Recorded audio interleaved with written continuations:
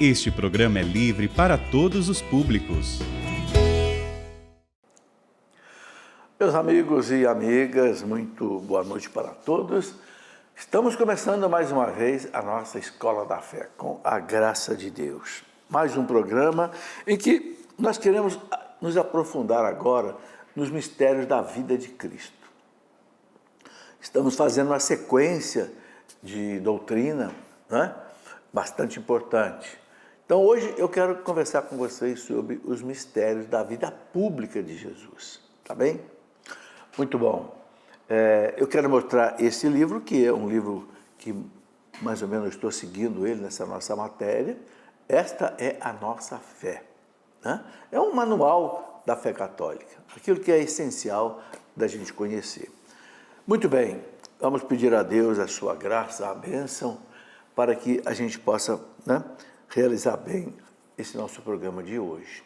Em nome do Pai, e do Filho, e do Espírito Santo. Amém. Vinde, Espírito Santo, enchei os corações dos vossos fiéis. Acendei em nós o fogo do vosso amor. Enviai, Senhor, o teu Santo Espírito, e tudo será criado, e renovareis a face da terra. Oremos. Ó Deus, que instruíste os corações dos vossos fiéis com a luz do Espírito Santo, fazei que apreciemos retamente todas as coisas segundo o mesmo Espírito e gozemos sempre da sua consolação, por Cristo nosso Senhor. Amém. Ave Maria, cheia de graça, o Senhor é convosco. Bendita sois vós entre as mulheres, e bendito é o fruto do vosso ventre, Jesus. Santa Maria, Mãe de Deus, rogai por nós, pecadores, agora e na hora de nossa morte. Amém. Glória ao Pai, ao Filho e ao Espírito Santo, como era no princípio, agora e sempre. Amém. Em nome do Pai, e do Filho e do Espírito Santo. Amém. Muito bem, meus amigos, antes de nós começarmos o estudo da nossa fé, os mistérios da vida pública de Jesus, né? Vamos conversar um pouquinho sobre como é que você pode ajudar a Canção Nova, né? Temos aí o Pix, que você pode fazer a sua doação, basta você colocar aí pix.doação@cançãonova.com. Fácil de você fazer sua transferência, não tem custo para você, não tem custo para a Canção Nova receber. pix.doação@cançãonova.com. Também você pode entrar em contato com o telefone da Canção Nova, que agora também é o WhatsApp, para qualquer dúvida, qualquer informação. Tá? É o telefone 12 3186 2600. E também, se você quiser, você pode fazer contato também com a Canção Nova de outras formas. Você pode contribuir, né, pelo débito automático, você pode contribuir pelo cartão de crédito, tá certo? São várias maneiras que você pode ajudar. Muito bem, vamos começar então a nossa conversa de hoje. Os mistérios da vida pública de Jesus, né? Jesus, né, começa a sua vida pública com o seu batismo, né? O batismo de Jesus, ele revela o quê? Importante entender isso. A aceitação e a inauguração da sua missão de servo sofredor. O que significa isso? Jesus entra na fila dos pecadores para ser batizado por São João. A gente sabe que São João não queria batizar ele, João Batista. Não, eu é que tenho que ser batizado pelo Senhor. Mas Jesus diz, não, deixa aí, vamos cumprir primeiro toda a justiça. Que justiça é essa que vai cumprir? Cristo vai justificar a humanidade, vai redimir a humanidade como servo sofredor, abraçando os pecados da humanidade e morrendo na cruz para matar a nossa morte eterna, ou seja, nos livrar dos pecados, né? Por isso que ele fala para João, vamos cumprir a justiça. Ele entra na fila dos pecadores, por quê? Para se solidarizar com os pecadores. Ele veio para salvar os pecadores. Então, ele que não tem pecado, entra na fila dos pecadores, como que para abraçar os pecados de todos eles, né? Então, ele deixa-se contar entre os pecadores como o Cordeiro de Deus que tira o pecado do mundo, que está lá em João 1,29, e que João Batista já tinha anunciado. Então, dessa forma, ele antecipa o batismo da sua morte sangrenta. Então, veja, o batismo de Jesus no Rio Jordão não é um batismo sacramental, porque a gente sabe que o batismo que nós recebemos é sacramental. Ele retira de nós o pecado original, né? E apaga todos os pecados se a pessoa for batizada como adulto, né? Mas o batismo de Jesus não era assim, era um batismo só de arrependimento, de preparação para a própria vinda dele, né? Então, ele inaugura esse batismo na água, inaugura o batismo de sangue, que depois ele vai viver lá no Calvário, né? Então, ele vem cumprir toda a justiça, ou seja, ele se submete por inteiro à vontade do Pai. Que vontade do Pai era essa? Ele aceita, por amor, esse batismo de morte para a remissão dos nossos pecados. A gente sabe que a justiça divina precisava ser reparada, né? Não é um ato egoísta do pai que quer ver o filho morrer por satisfação dele. Não, nada disso. Acontece que Deus age pela justiça e pelo direito. Eu já expliquei isso aqui muitas vezes. A humanidade ofende miseravelmente a Deus. E essa ofensa se torna infinita, porque a majestade de Deus é infinita. Ok? Então, só uma satisfação infinita pode resolver isso. Lógico, então, o único que podia apresentar a justiça divina na reparação infinita, alguém que fosse, ao mesmo tempo, homem e fosse Deus. Homem porque o pecado é do homem. Deus porque só como Deus ele poderia oferecer uma reparação de valor infinito. Então, Jesus vem para isso, né? Por isso que ele cumpre a vontade do Pai, porque o Pai sabia que só desse jeito poderia a humanidade ser salva. Ok? Então, esse batismo de Jesus aí no Rio Jordão é como que a epifania, uma epifania. A palavra epifania quer dizer manifestação, né? De Jesus como o Messias verdadeiro de Israel, Filho de Deus, que veio para tirar o pecado do mundo. Muito bem. Tudo o que aconteceu com Jesus dá-nos a conhecer que depois da imersão na água, o Espírito Santo voa sobre nós, né, do alto do céu, e que, adotados pela voz do Pai, nos tornamos filhos de Deus. Bom, o parágrafo 537 do Catecismo é que diz isso que eu acabei de ler. Veja, o batismo nos faz filhos de Deus. Por quê? Porque nos arranca das mãos do demônio e traz para a liberdade dos filhos de Deus. Então, o batismo de Jesus, ele como que antecipa o nosso batismo. No batismo, o cristão desce a água como Jesus desceu para subir novamente com ele, né? Renasce da água e do Espírito para tornar-se filho de Deus através do Filho bem-aventurado, Filho amado do Pai, e viver uma vida nova. Então, essa é a realidade do batismo, né? Por isso que a igreja insiste muito que os pais não atrasem, né, o batismo dos filhos. Bom, no batismo de Jesus, abriram-se os céus, né? São Mateus fala lá no capítulo 3, do versículo 16. Os céus que o pecado de Adão havia fechado. Os céus se abriram. Ou seja, agora a redenção vai acontecer. Então, o pecado vai ser retirado. Então, o homem agora pode voltar para Deus. Certo? As águas são santificadas pela descida de Jesus e do Espírito. E isso é um prelúdio da nova criação, né? A primeira criação foi uma criação que ficou prejudicada pelo pecado de Adão e Eva. Agora, Cristo vem, né, para estabelecer uma nova criação. Por isso que ao invés de celebrar agora o sábado como dia santo, a igreja celebra o domingo. Por quê? Porque o domingo é o primeiro dia da nova criação, o dia em que o Cristo ressuscitou. Tudo isso tem um sentido muito claro, né, na doutrina. Uma citação muito importante de nós entendermos é de São Paulo, na carta aos Romanos, capítulo 6, versículos 3 e 4. Olha o que São Paulo diz. Ou ignorais que todos nós que fomos batizados em Jesus Cristo, fomos batizados na sua morte. O que quer dizer ser batizado na sua morte? A palavra batismo ou batizar, do grego, quer dizer mergulhar. Então, o Cristo morreu e ressuscitou. O que o batismo faz na vida nossa, na vida de uma criança? Mergulha a criança na morte de Cristo. Ela morre com Cristo espiritualmente. Morre para o quê? Morre para o pecado.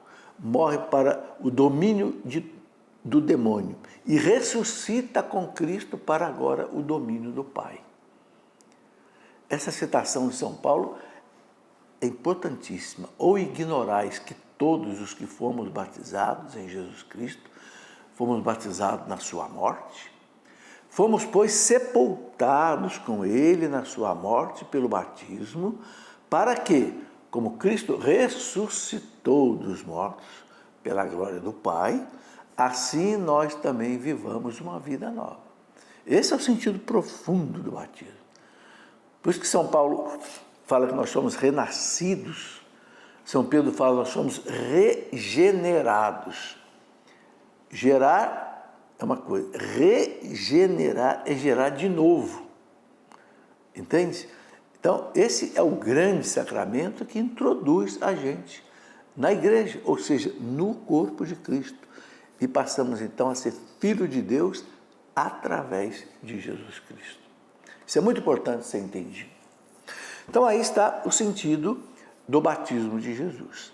Estou falando, então, da vida pública de Jesus. Começou com o batismo. Depois do batismo, o que aconteceu? O Espírito Santo levou Jesus para o deserto para ser tentado pelo demônio. Por quê? Porque Jesus vai começar um papel do novo Adão. O velho Adão, o que aconteceu lá no paraíso? Foi tentado, né, e pecou. Caiu na tentação do demônio. Né? Santo Agostinho chega a dizer que se Adão tivesse rezado no paraíso, ele não teria caído. Então, o que Jesus faz para enfrentar Satanás de novo, que quer destruir a missão dele? Então, Jesus vai para o deserto, vai rezar, vai jejuar, vai certamente meditar a palavra de Deus. Então, o Catecismo diz que a tentação de Jesus manifesta a maneira que o Filho de Deus tem de ser Messias, o oposto da que lhe propõe Satanás. Né? Satanás queria que Jesus fosse um Messias do gosto dos judeus. O que quer dizer isso? É preciso entender isso bem. Os judeus esperavam um Messias triunfante, glorioso, né? Que fosse restabelecer o reino de Israel, como no tempo de Davi, de Salomão, aquela coisa assim política, social. O batismo de Jesus, ou melhor, na tentação do deserto, o demônio quis desviar Jesus do messianismo dele, de servo de Javé, que ia passar pela cruz, para fazer um Jesus glorioso, triunfante, que não ia salvar a humanidade. Está entendendo? Né? Então, Jesus vai vencer o tentador por nós. Né? A carta dos Hebreus fala, pois não temos um sumo sacerdote incapaz de compadecer-se das nossas fraquezas. Ele mesmo foi provado em tudo como nós, com exceção do pecado. A carta aos Hebreus, no capítulo 4, versículo 15, deixa isso bem claro. Ele é igual a nós em tudo. Só não teve de nós o pecado. Por que tem que ser igual a nós em tudo? Porque senão ele não pode ser o nosso Salvador. Já comentamos aqui algumas heresias que queriam negar que Jesus era homem, né? Ou não tinha alma humana, ou não tinha natureza humana, ou não tinha vontade humana, né? Não, a igreja sempre condenou isso. Então, Jesus, ele é o novo Adão, que ficou fiel né, a Deus, onde o primeiro Adão sucumbiu na tentação. Então Jesus cumpriu com perfeição a vocação do povo dele de Israel, aquele povo que muitas vezes pecou contra Deus, né? O servo de Deus, totalmente obediente à vontade divina. E nisso Jesus é vencedor do diabo, né? Como diz lá ele mesmo, né? Ele amarrou o homem forte para tomar-lhe a presa, né? Jesus tem uma parábola que ele fala sobre isso, né? Muito bem, então é muito interessante ver como é que Jesus rechaça os ataques de Satanás, 3 vezes sobre ele, né? Que recapitulam as tentações lá de Adão no paraíso. E também as tentações que o povo de Israel sofreu no deserto. Quantas vezes aquele povo de Deus no deserto prevaricava contra Deus, ia adorar deuses falsos, né? E uma série de coisas, né? E o demônio se afasta de Jesus até o tempo oportuno, depois das 3 tentações. Muito bem, é muito importante a gente entender o que se passou nessa tentação no deserto, nessas 3 tentações. Então, nós vamos fazer o nosso intervalo, mas e depois a gente vai desdobrar um pouco isso para que você possa entender, tá bem? Voltamos já. Meus amigos e amigas, voltamos com a nossa Escola da Fé. Eu quero falar para vocês que a Canção Nova tem o Catecismo da Igreja Católica para você comprar se você quiser. Olha, gente, não tem nada mais importante hoje na Igreja do que este documento. Por quê? Porque o Catecismo da Igreja Católica é um resumo de toda a doutrina católica. O Papa João Paulo II, quando ele aprovou o catecismo, em 1992, estava fazendo já 30 anos, né? O Papa disse o seguinte, eu quero até ler um pedacinho aqui para você, do documento chamado Fidei Deposito, onde ele aprovou o catecismo. Ele diz assim, peço, portanto, aos pastores da igreja e aos fiéis que acolham esse catecismo em espírito de comunhão, agora presta atenção, e que o usem assiduamente ao cumprir sua missão de anunciar a fé e de convocar para a vida evangélica. Olha o que o Papa está dizendo.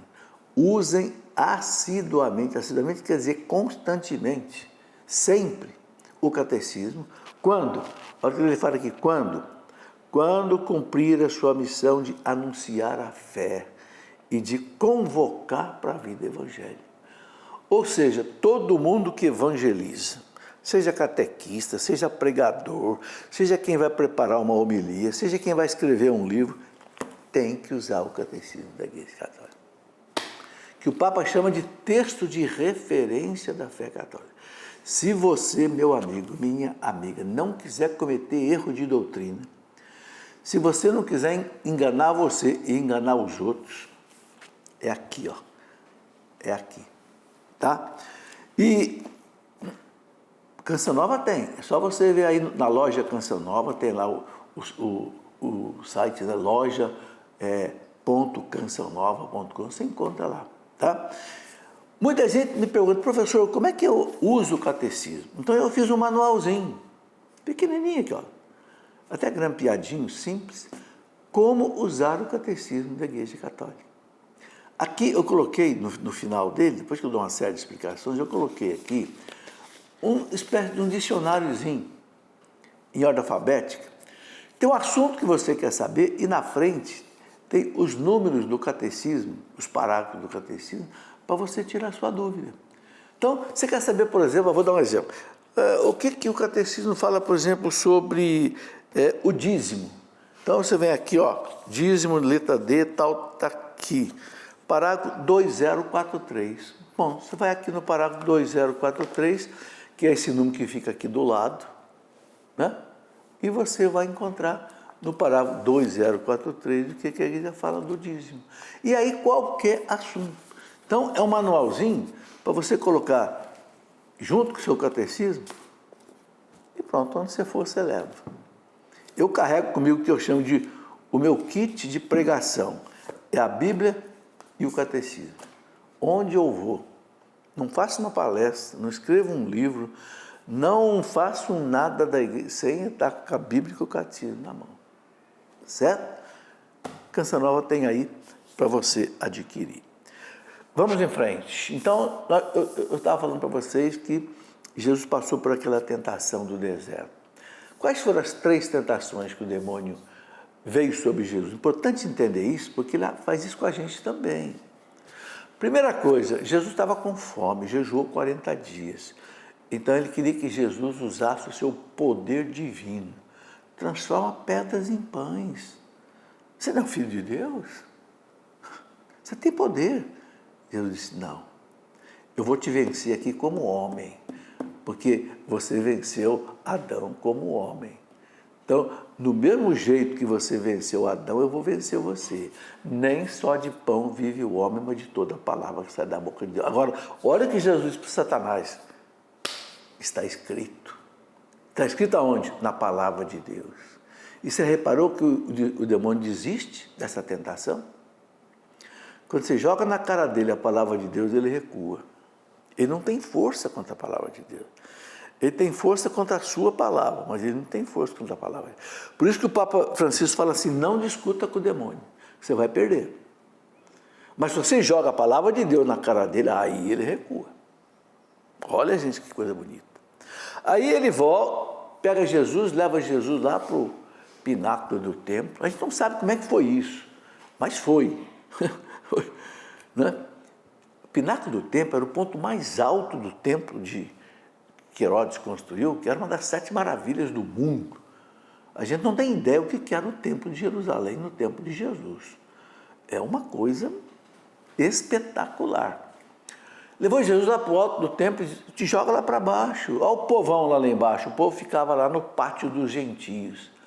Que no templo tinha o pátio dos gentios, o pátio dos judeus, o pátio das mulheres e o pátio dos sacerdotes, onde eles faziam os sacrifícios, os holocaustos, etc. Te joga lá para baixo, olha o povo tudo lá embaixo, eles vão te aplaudir. Está escrito no Salmo 90, né? Os anjos vão te sustentar nas tuas mãos para que teus pés não tropecem em alguma pedra. O que o demônio queria? Desviar Jesus do messianismo que o Pai tinha para ele, que é o messianismo da cruz. Vai, dá aquele showzinho lá. O que Jesus falou para ele? Está escrito, não tentarás o Senhor teu Deus. O que é? Repare que Jesus está citando Deuteronômio, hein? Jesus citou 3 vezes Deuteronômio. Isso quer dizer que Jesus conhecia o Antigo Testamento aqui, ó, na língua. Porque não consta que ele levou para o deserto todos aqueles rolos de pergaminho na Bíblia. Ele tinha aqui, ó. Importante a gente também ter aqui, ó, um pouco da palavra de Deus, pelo menos o mais importante. Não tentarás o Senhor teu Deus. Quer dizer, não vou pedir para Deus graça para ficar fazendo gracinha aqui. Graça não é para fazer gracinha. Graça é para se salvar. Né? A gente também não pode tentar a Deus, não. Não, meu Deus, ajude para que esse roubo que eu vou fazer dê certo. Vamos rezar um Pai Nosso para esse roubo dar certo. É um Pai Nosso blasfêmico. Isso é tentar a Deus. Ah, Senhor, eu vou saltar aqui num lugar perigosíssimo, não sei se eu vou morrer, se eu não vou morrer, mas me ajuda aí. Você está tentando a Deus. A gente não pode ficar pedindo para Deus coisas para fazer coisas que não precisa. Tá certo? Bom, terceira tentação. O demônio leva então Jesus lá para o alto da montanha. Né? Tudo isso pode ter sido, sabe, gente, só ali na cabeça de Jesus. Que a tentação é na nossa cabeça, é na nossa mente. Né? Ele foi tentado como homem. Então ele pode ter imaginado na cabeça dele o demônio, assim como o demônio faz com a gente, fez com ele, levou ele para uma montanha em espírito. Olha, eu te dou todo o mundo é meu. São João não diz que o mundo jaz no maligno? Jaz quer dizer dorme, né? Eu te dou tudo se você prostrado me adorar. Olha que ousadia. Aí Jesus de novo, cai fora Satanás, está escrito. Né? só amarás e só prostrarás e adorarás o Senhor teu Deus. Está lá no Deuteronômio. E o demônio, recua e não volta mais. Ele vai voltar só depois lá, quando Jesus chegou a hora dele, ele ia se entregar à morte.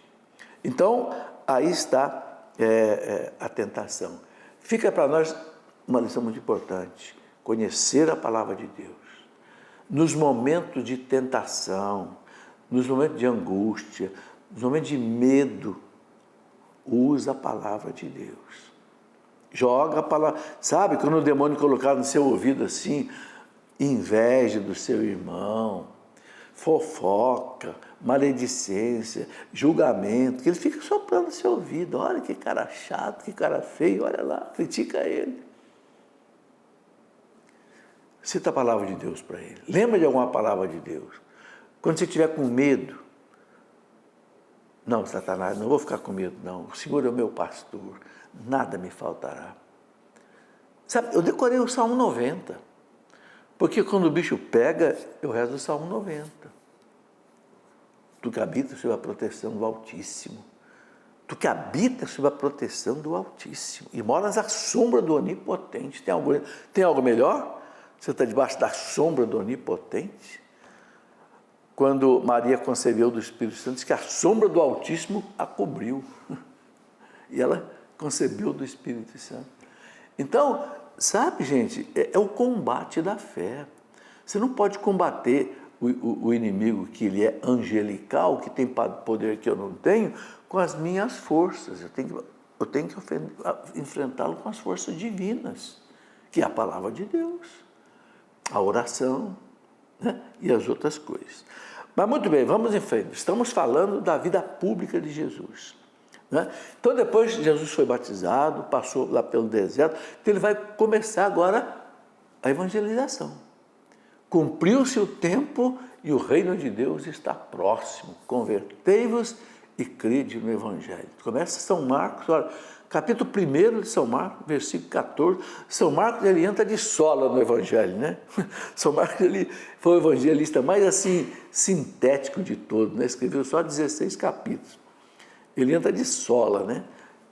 Não fala nada da infância de Jesus, não fala nada do batismo de Jesus, não fala nada da tentação do deserto, ele entra de sola na evangelização.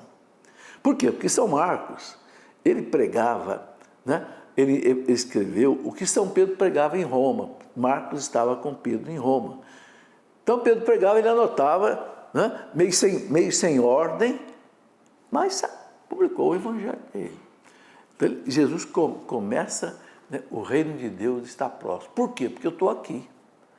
No fundo, o reino de Deus é o próprio Jesus. É Deus, né? Mas para entrar nesse reino precisa do quê? Se converter e crer no evangelho.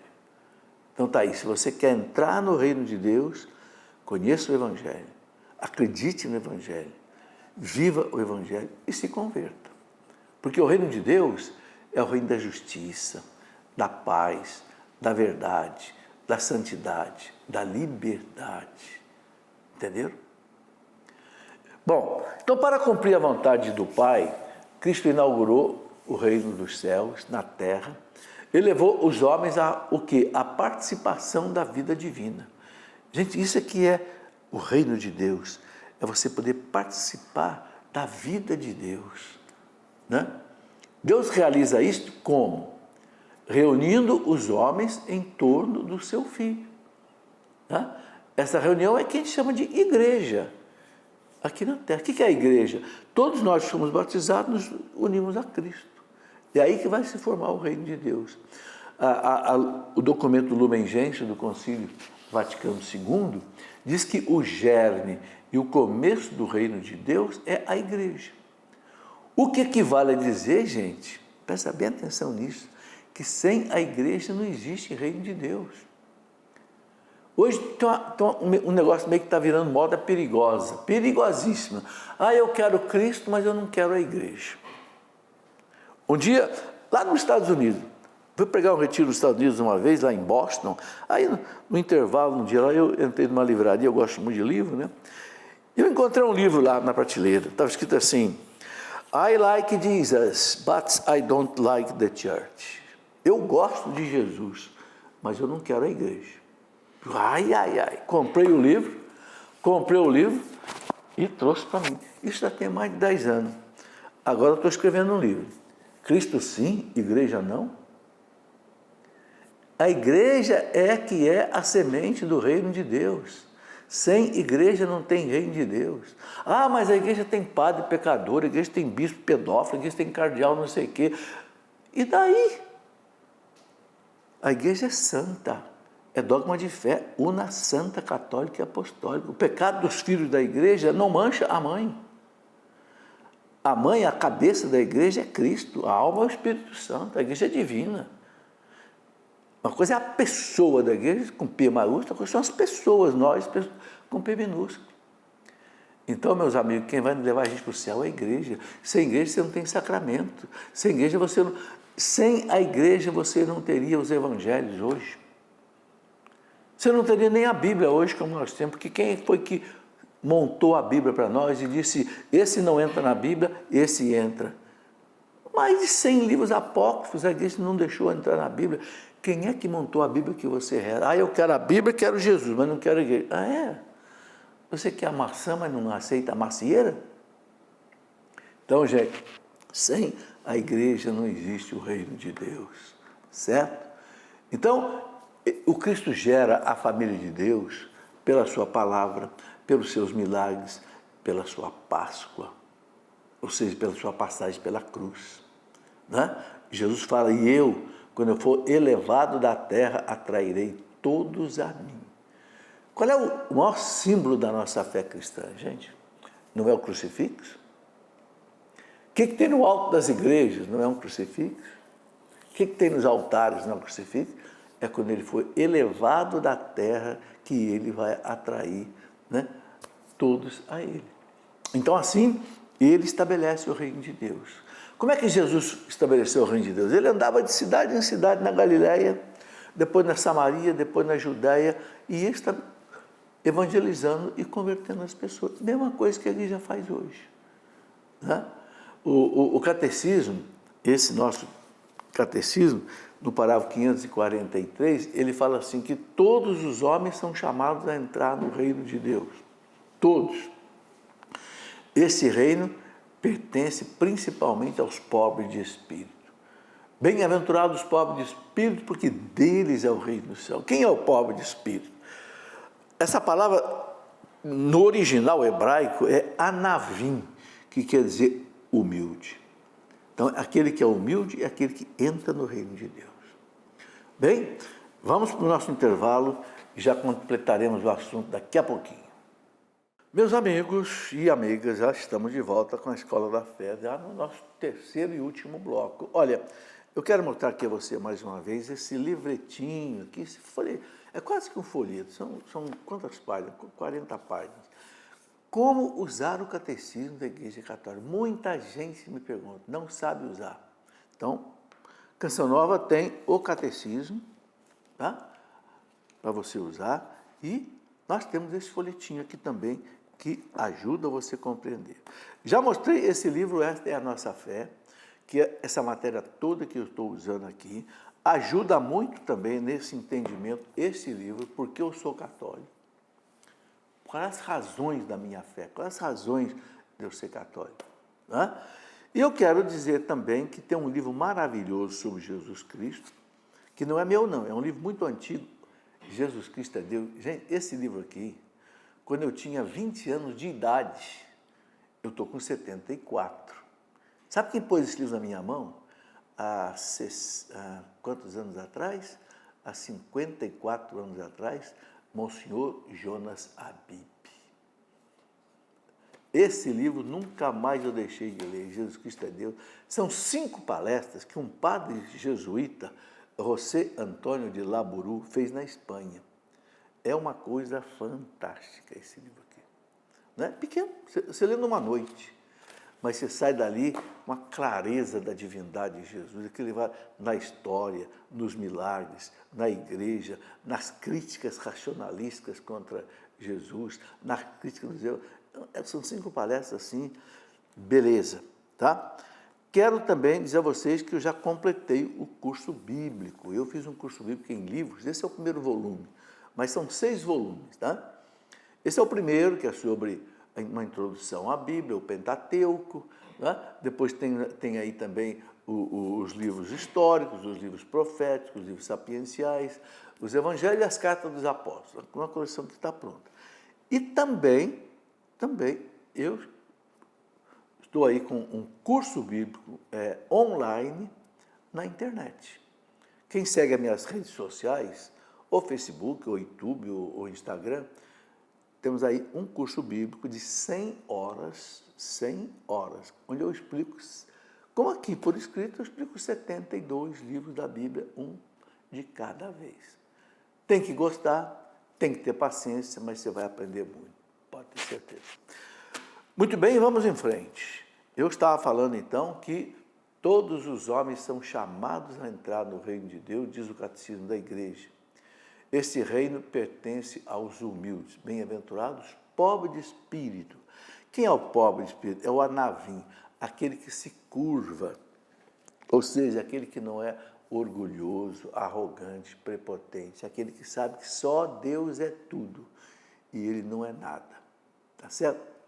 Então Jesus ele é enviado para enviar esses pobres de espírito. O reino permanece escondido aos sábios e aos escondidos de Jesus. E Jesus convida os pecadores à mesa do reino. Olha que coisa bonita. Criticavam ele porque ele comia com os fariseus, com os doutores da lei, com os publicanos, pecadores. E ele dizia o quê? Não vim chamar os justos, mas eu vim chamar os pecadores. Aí vai na casa do Zaqueu, que coisa mais linda, gente. Aquele homem corrupto, ladrão, chefe dos publicanos, que cobrava impostos para os romanos, mas tirava a parte dele. O homem era tão ladrão que ele falou para Jesus, né? Se eu roubei alguém, eu vou devolver 4 vezes mais. Tinha muito dinheiro guardado. Né? Vou dar metade dos meus bens para os pobres. Olha o que a conversão faz no coração do pecador, né? E aí você vai ver Jesus, né? Vai lá com aquela samaritana. A samaritana já tinha tido 6 maridos. E esse que está com você não é seu. Converte a mulher na delicadeza, no amor, né? Vai lá no Zaqueu, vê a história do filho pródigo, vê lá aquela pecadora que ia ser apedrejada. Pecadora. Jesus salva aquela mulher e fala, não peques mais. A preocupação com Jesus é com o pecado, não peques mais. Bom, então Jesus convida a conversão, sem a qual não se pode, então, entrar no reino de Deus.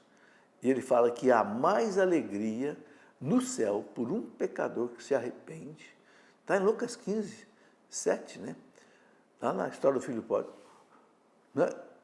Do que por 99 que não precisam fazer penitência. Aí ele conta a história daquela ovelha tresmalhada, né? Aquela ovelha perdida. Tresmalhada quer dizer o quê? Perdida, né?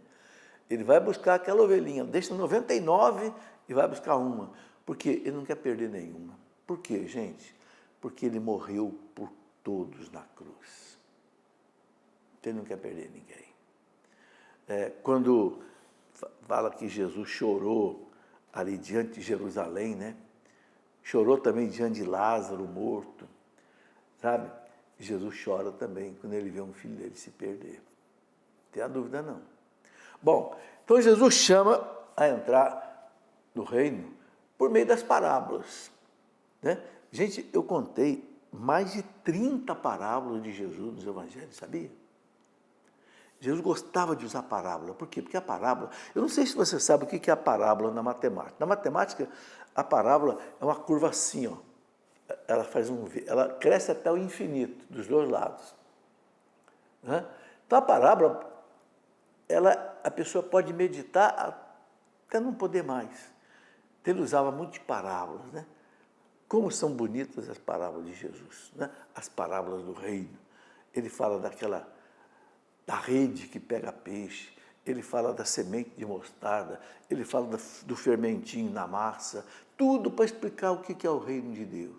E eu um dia, se Deus me der tempo, me der saúde, me der luz, eu quero escrever um livro sobre as parábolas de Jesus. Quero pegar as 30 parábolas e quero desdobrar uma, porque aí você entende o que é o reino de Deus.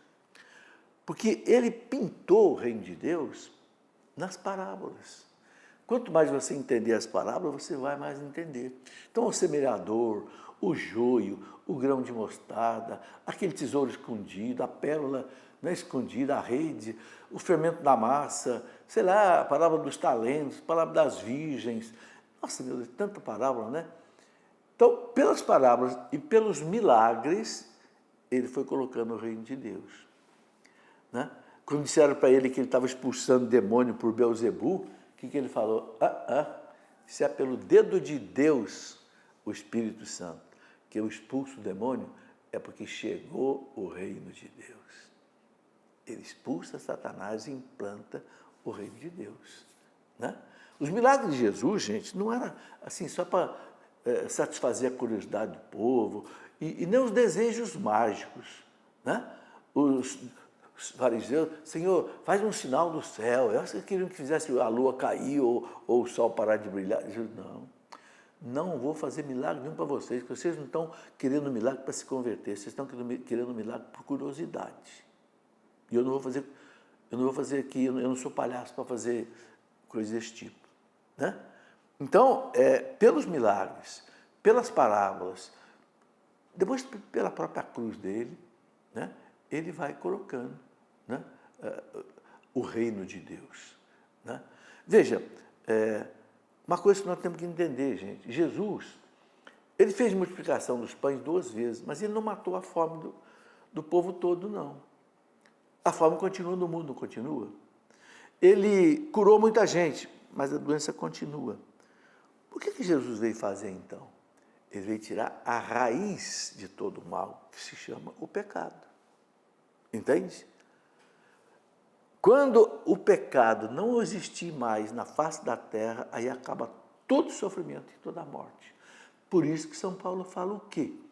Na carta aos Coríntios, capítulo 15.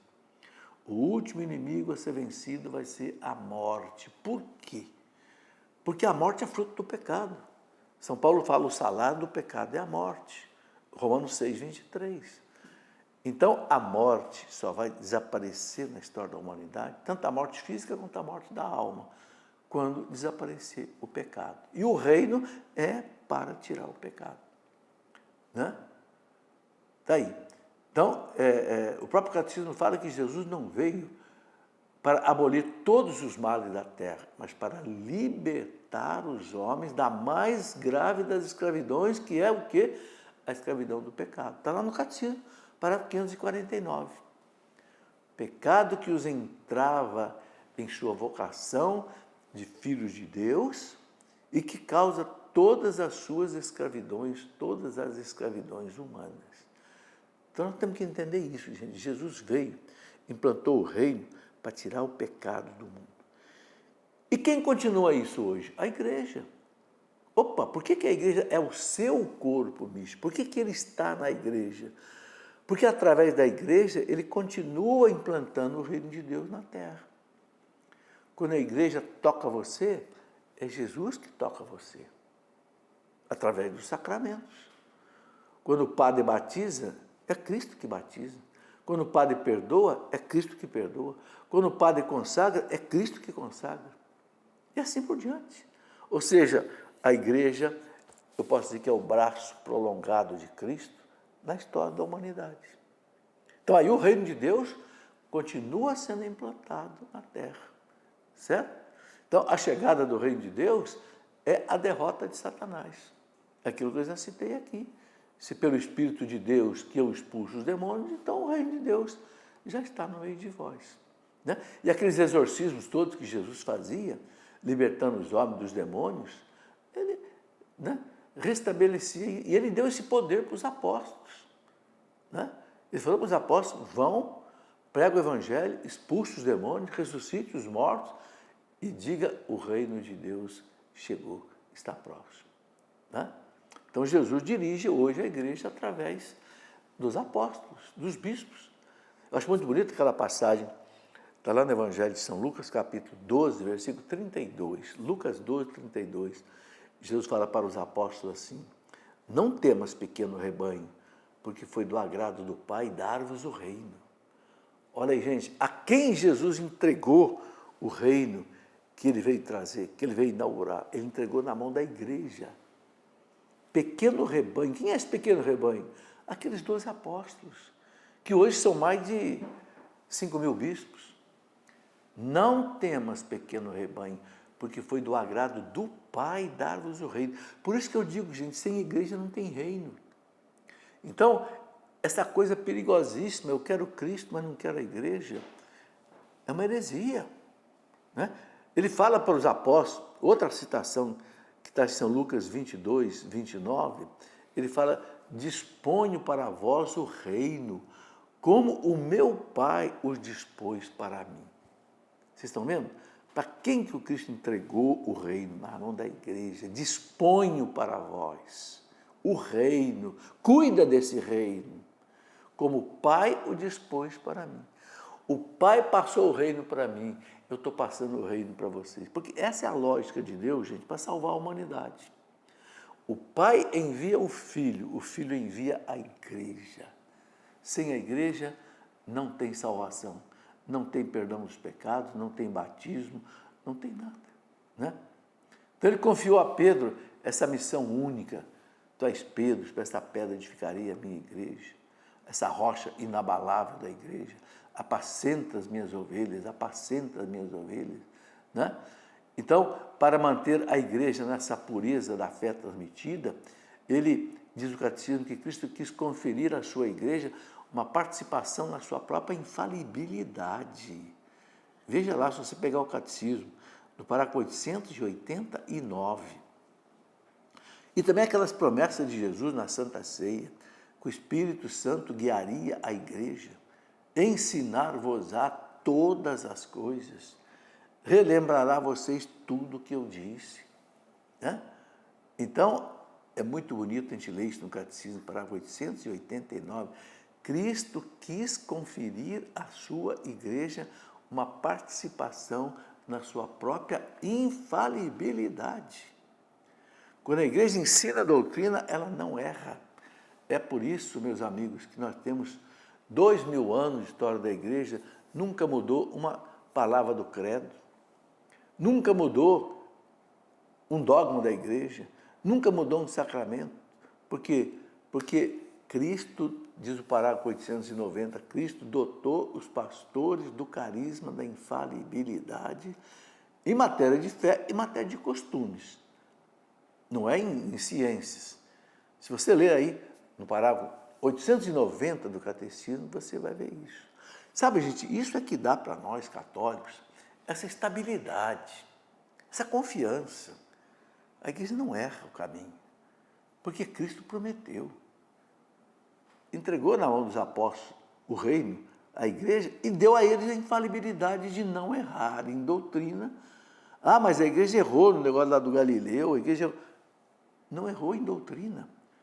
Galileu foi o problema de astronomia, ciência. Em ciência a igreja pode errar. Ela não pode errar em quê?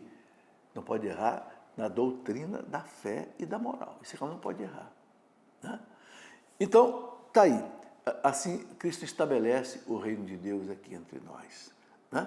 Bom, depois, gente, ainda na vida pública de Jesus, né, ele passa pela sua transfiguração, antes dele chegar ao seu martírio, que é um assunto que a gente vai estudar depois, né? Então, ele passa pela transfiguração para mostrar aos apóstolos a sua divindade, para que quando ele passasse pela cruz, os apóstolos não se desesperassem totalmente. Ele é Deus, ele se transfigurou. Nós vimos a sua glória lá no alto do monte, né, de São João. Então, aí, eles podiam depois acreditar nessa divindade. Muito bem, era esse o recado que eu tinha para hoje. Um pouco da vida pública de Jesus, tá bem? Quero pedir aos sacerdotes, diáconos que porventura nos acompanhem, que nos dê a sua bênção para a gente encerrar essa nossa aula de hoje. A nossa proteção está no nome do Senhor, que fez o céu e a terra. Em nome do Pai, e do Filho, e do Espírito Santo. Amém.